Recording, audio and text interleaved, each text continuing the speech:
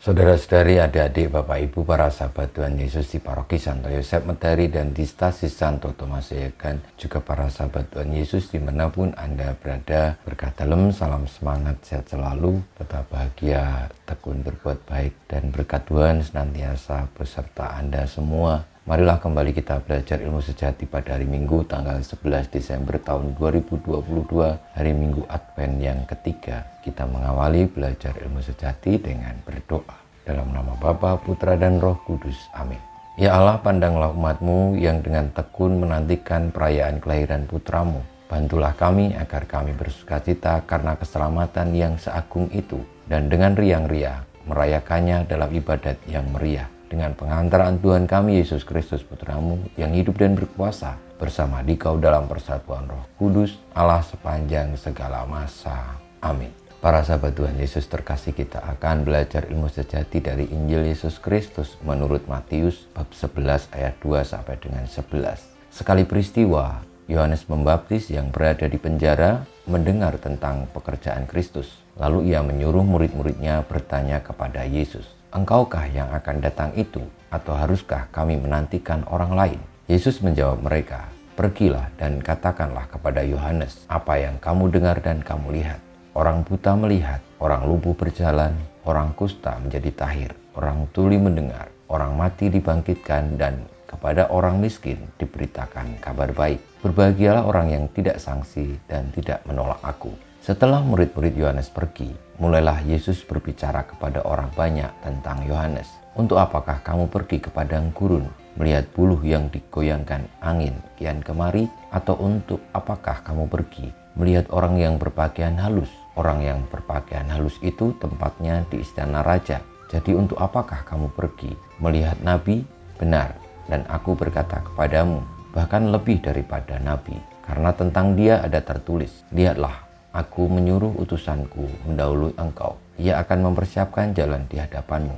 Aku berkata kepadamu, camkanlah, di antara mereka yang dilahirkan oleh perempuan tidak pernah tampil seorang yang lebih besar daripada Yohanes Pembaptis. Namun demikian, yang terkecil dalam kerajaan surga lebih besar daripada Yohanes." Demikianlah sabda Tuhan. Terpujilah Kristus.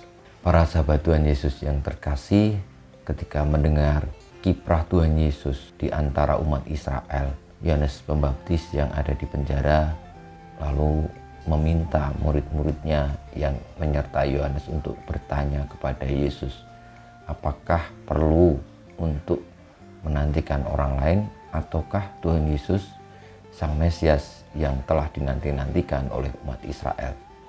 Tuhan Yesus tidak menjawab secara langsung, "Akulah dia," tetapi memberikan pernyataan kepada murid-murid Yohanes tentang bagaimana dan apa yang terjadi tentang Sang Mesias. Bahwa kehadiran Tuhan Yesus itu membawa kehidupan, membawa keselamatan, membawa kabar baik, karena Tuhan Yesus adalah Sang kebenaran, kehidupan, kabar baik itu sendiri. Kehadirannya, hidupnya.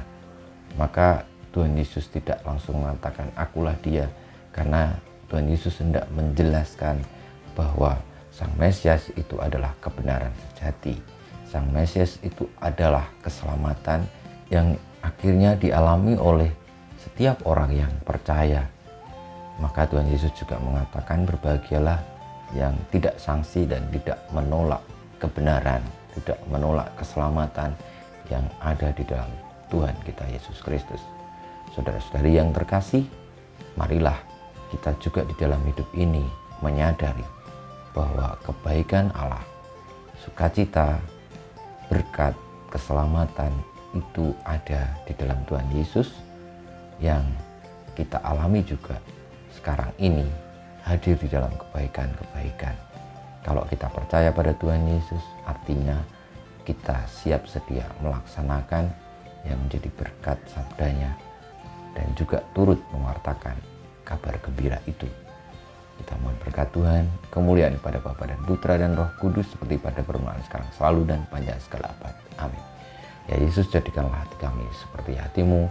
Tuhan, bersama-Mu dan bersama Roh-Mu kita semua, hidup kita, karya kita, untuk percaya kepada Sang kebenaran sejati, Sang keselamatan, yakni Tuhan kita Yesus Kristus, senantiasa dibimbing, dilindungi, diberkati oleh Allah yang Maha Kuasa, Bapa, Putra, dan Roh Kudus. Amin.